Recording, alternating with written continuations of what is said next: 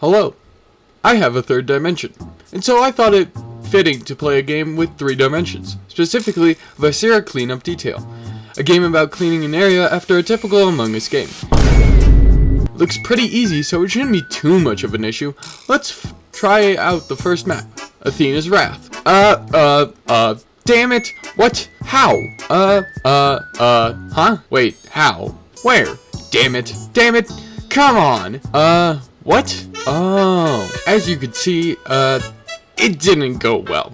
There's no tutorial, so I have no clue what I'm doing. Let me go do a bit of research and then I'll come back. Okay, so I did a bit of research and I think I know what I need to do. Viscera Cleanup Detail can be split into 5 parts: paperwork, part item cleanup, mopping, stacking, and bits and pieces. Paperwork is the most complex and most important, and yet also least important. Paperwork is technically not necessary and can be skipped without a punishment, but the best you can do in this game is Employee of the Month, and you know I am going for that. So what is paperwork then? Paperwork can also be split into 2 parts: employee name tags and general. When entering a map, there are bodies spread everywhere, and next to these bodies are name tags. It's very important to grab these name tags and enter them into the terminal. Even if I wasn't doing paperwork, I would need to collect these name tags. But with paperwork, I also need to use this handy dandy tablet to write down what had taken place. I use this for everything, from writing down who died, how, where, but also other bodies, amounts of bullet casings, other items found in the map, how many items were incinerated, and any other tablets with important information. All of these aspects will be used in the general part of the paperwork, in which I describe all of these to make sure the cleanup company is well aware of what has happened. Then I do the name tag paperwork. The name tags require me to pay attention to what had happened to the person based on context clues around the body. Then I entered what I can best guess what happened, how I handled the body with the utmost care always, and how I disposed of the body. I mainly do all of this at the end of the map, and don't worry, I won't be going over all of the bodies, but I will do a recap on what I think happened. Next comes the part item cleanup. This is when I'll clean up the bodies, extra items such as flares, bullet shells, and other trash. I go around and place the items into the hazard containers and then put those in the incinerator, all the while I'm marking down how many parts the bodies are split into. The only issue I have while doing this step is the bodies can get blood everywhere, and I found it's best to do this step, then start mopping. Next is mopping, and this is both the most tedious and annoying step out of all of them. You need to use the mop given to you and clean up all the blood and other stains left on the ground, walls, and even roof. This is the most annoying for 2 reasons, and why I do it after cleaning all the items up. For one, you need a mop bucket that has clean water, and after a few times of putting the mop through it, the water becomes dirty and needs to be replaced. But the thing is, this bucket is so easily knocked over and spilled that the clean or dirty water gets everywhere, and it's so annoying and causes a massive mess. The other part that makes this annoying is the fact that you can also track the blood and other stains everywhere from your footsteps. Just like the real life, I need to mop backwards and keep off of where I just mopped, as I could accidentally make the area dirty again, and that is what makes this part arguably the longest, as planning out where you're going to mop is super annoying, because you have to figure out you need to mop backwards, not from the incinerator, but the opposite end of the incinerator, making sure you hit everything and not go over an area you've already mopped. Next comes stacking, in which we stack up all the boxes, barrels, and any other items that are indicated by these small areas on the ground. In some maps, these are clearly indicated as what is needed, while others are just painted barriers on the ground. This shouldn't take too long and is fairly simple. Finally comes the last bits and pieces. In this, I clean up any other small items I missed, restock the medical stations around the map, reseal the bullet holes with the welding gun, and finally get rid of any extra used items such as lights, buckets, and hazard containers. This is the timeline for cleaning the map, or at least the timeline I use. This can take anywhere from about an hour to 7 hours. Yeah, that's not a joke either. The second map I did for this video, Waste Disposal, took me 7 hours, as the map was dark as hell and it was hard to see. But that comes later. Now let's start on the first map, Athena's Wrath.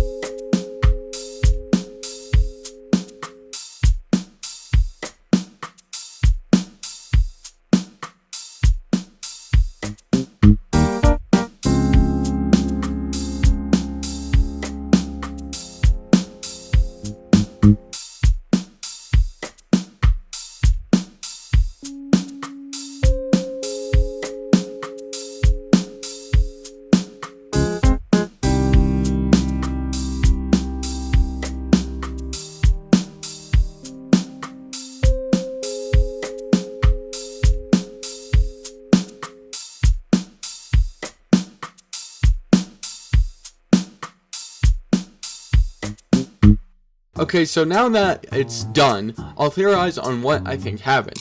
I think there was a killer plant attack. The scientists of this company were creating killer plants for some client that wanted them as guard dogs. They escaped and caused all this death. Then the mercenary group hired to take them out came in and took care of the plants. Then your boy was hired to clean it up and walked away as employee of the month. Next up is the map waste disposal, and oh, it's really dark. How long did it take me on this map again? Oh, right. Well then, let's get this over with.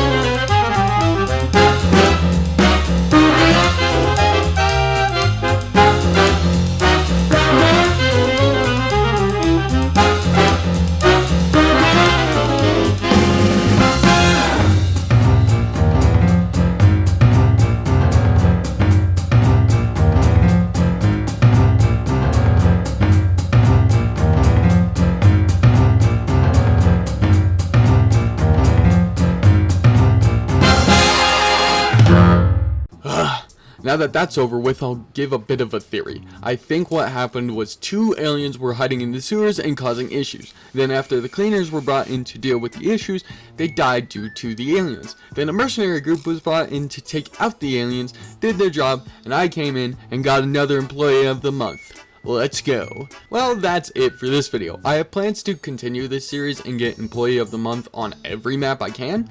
I was going to do every map in one video, but the second map took me 7 hours, and I realized it would be better if I split it into other videos, and after they were all done, combine them all into one video if it's wanted. Welcome to the 3rd dimension, baby! I can't wait to do more with this boy! I'm so excited! And to my fans, goodbye, good day, and good night.